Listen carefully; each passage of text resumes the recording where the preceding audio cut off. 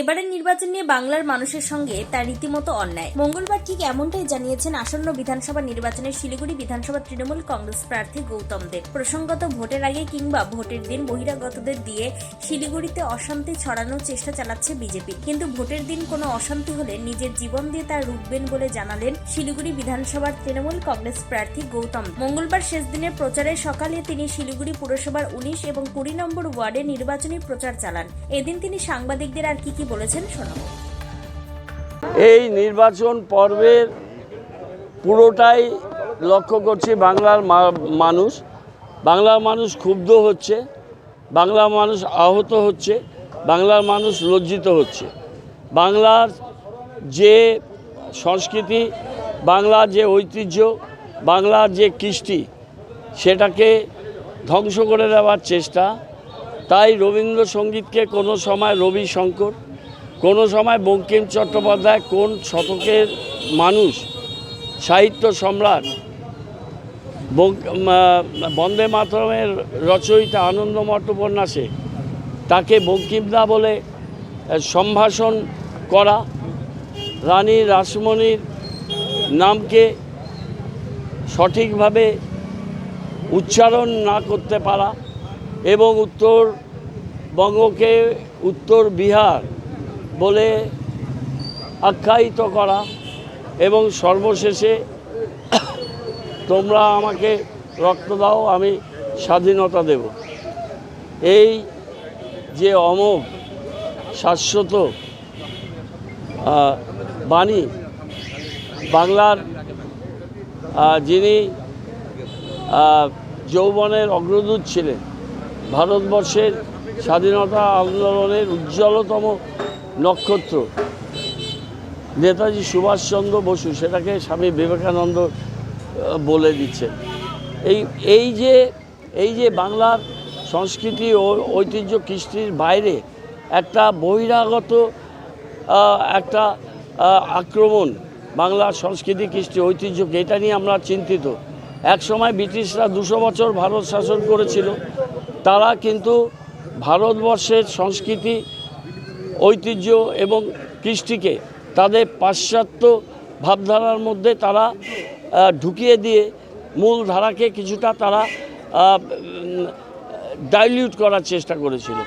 আর এরা তাদের বই লেখা, স্বাধীনতা সংগ্রামের ইতিহাসকে বিকৃত করে দেওয়া, নতুন ইতিহাস লেখা, নতুন সংবিধান লেখার প্রক্রিয়া নেওয়া, নতুন করে বাংলাকে ভেঙে বিহারের সাথে যুক্ত করে দিয়ে একটা উত্তর বিহার অঞ্চল যুক্ত করে দেওয়া এবং বাংলার মনীষীদের এরা মুছে দিতে চায়। এটা সংঘবদ্ধ আক্রমণ।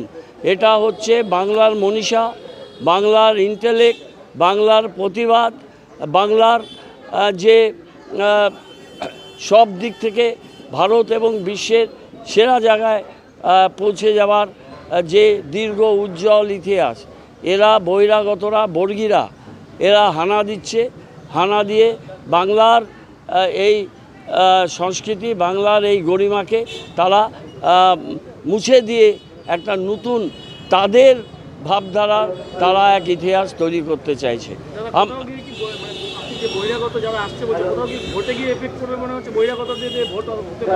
বহিরাগতরা, আমি বলছি যে তারা সব হোটেল বুক করে নিয়েছে এবং সমস্ত ট্রেনে করে এসছে, সমস্ত হোটেলগুলো বুক, লজগুলো বুক, এবং তারা এই বহিরাগতদের অস্ত্রশস্ত্র দিয়ে এই ক্রিমিনালগুলোকে তারা রাস্তায় নামাবে এবং নামিয়ে তারা ইলেকশনকে তারা ডিমোটিভেট করে এই বন্ধ করতে বলতো, বন্ধ করতে বল না, দেখতে শুনতে পাস না তোরা?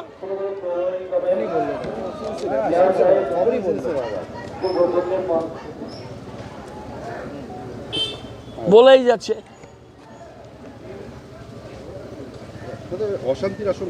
এরা বাইরে থেকে স্পেশাল ট্রেন করে পরিযায়ী শ্রমিক আনার নাম করে তারা বাইরে করে নিয়ে আসছে, ছবিও বেরিয়েছে।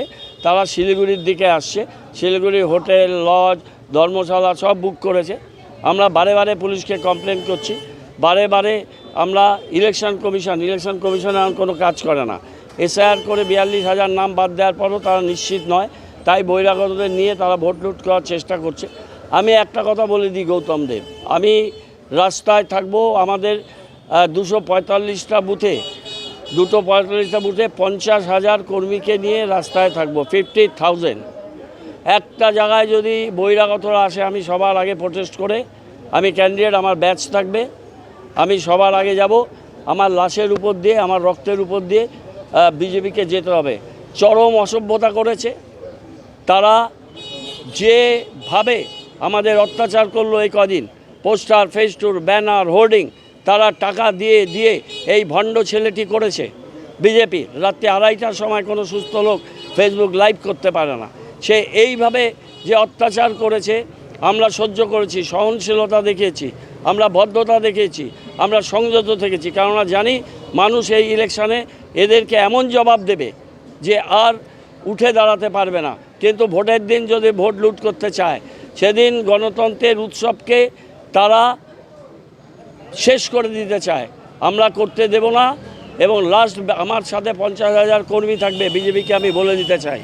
এবং আমি নিজে লিড করব, লিডিং ইন দি ফ্রন্ট, কোনো দিন পিছন থেকে লিড করিনি।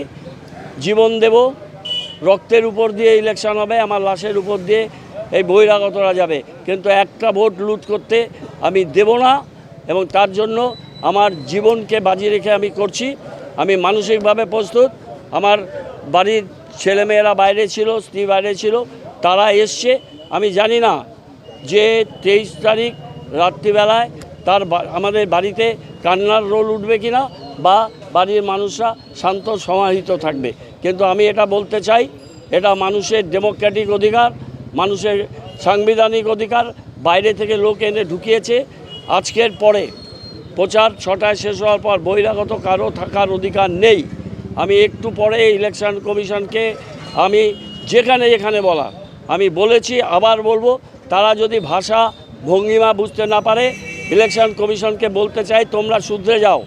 50,000 লোক রাস্তায় থাকবে কালকে, 50,000 তৃণমূলের ওয়ার্কার না, তারা শিলিগুড়ির নাগরিক, তারা শিলিগুড়ির মানুষ, তারা তাদের ভোট দিতে চায়।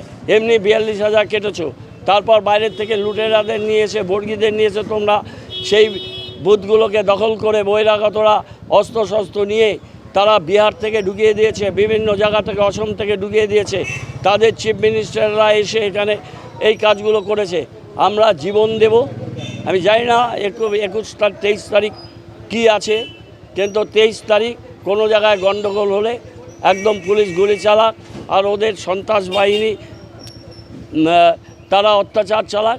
মানুষকে নিয়ে এটা প্রতিরোধ এবং প্রতিবাদ হবে। মানুষকে বলবো শান্তিপূর্ণভাবে 5:30টায় লাইনে চলে যান, 5টায় লাইনে চলে যান। আমরা দেখতে চাই এই হাতমাত্রা কত শক্তিশালী। আমি একটা আশঙ্কা প্রকাশ করেছেন, নির্বাচন কমিশনে জানিয়েছেন তিনি গ্রেফতার হতে পারেন, পরেশ অধিকারী গ্রেফতার হতে পারেন ভোটের আগে। কোথাও গিয়ে কি এরকম আশঙ্কা কাজ করছে আপনার মধ্যে? গৌতম দেবকে টাচ করার ক্ষমতা নেই। টাচ করে দেখুক নির্বাচন কমিশন, ইডি, সিবিআই, আইটি। আমি খোলা ময়দানে চ্যালেঞ্জ দিলাম, তাদের ক্ষমতা থাকলে সে টাচ করুক, ছেলেগুলি মানুষ সেটা বুঝবে। আমি কোনো আশঙ্কা করছি না, গ্রেপ্তার করার ক্ষমতা নেই, কিন্তু এরা সব কিছু করতে পারে। করলে মানুষ রাস্তায় নেমে করবে, আমার 50,000 কর্মী এবং সাধারণ মানুষ করবে। এর থেকে বেশি কিছু বলতে পারি না। তবে ভোটের ঠিক 2 দিন আগে যেভাবে বিজেপি দলের নাম না করে গেরুয়া শিবিরকে বিঁধলেন গৌতম দেব, তা রীতিমতো উল্লেখযোগ্য বলে মনে করছেন শিলিগুড়ির রাজনৈতিক মহল। শিলিগুড়ি পুর নিগমের 19 এবং 20 নম্বর ওয়ার্ড ঘুরে দেবাশিস দাসের রিপোর্ট, টাইমস 14 বাংলা। মুখের উজ্জ্বলতা হারিয়ে গেছে, স্পট পড়ে গেছে, ব্রণ ভর্তি, তাই আর দেরি না করে আজই আসুন রায়গঞ্জের চণ্ডীতলায় হেলথ প্লাস মাল্টি স্পেশালিটি ক্লিনিকে এবং এখানে পান অভিজ্ঞ ডাক্তার দ্বারা ফ্রি স্কিন টেস্ট।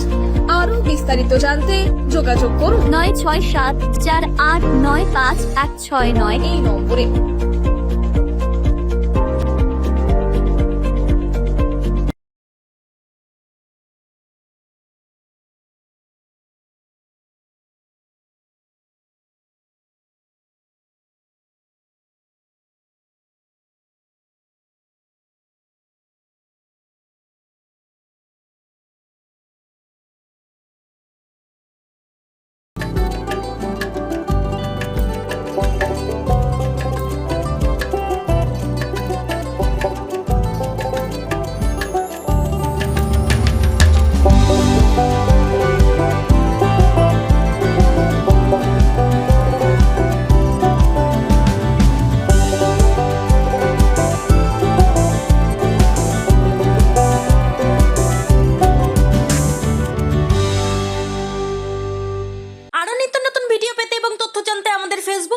লাইক ও ফলো করে রাখুন, সেই সঙ্গে টাইমস 14 বাংলার ইউটিউব চ্যানেলকে সাবস্ক্রাইব করতে ভুলবেন না।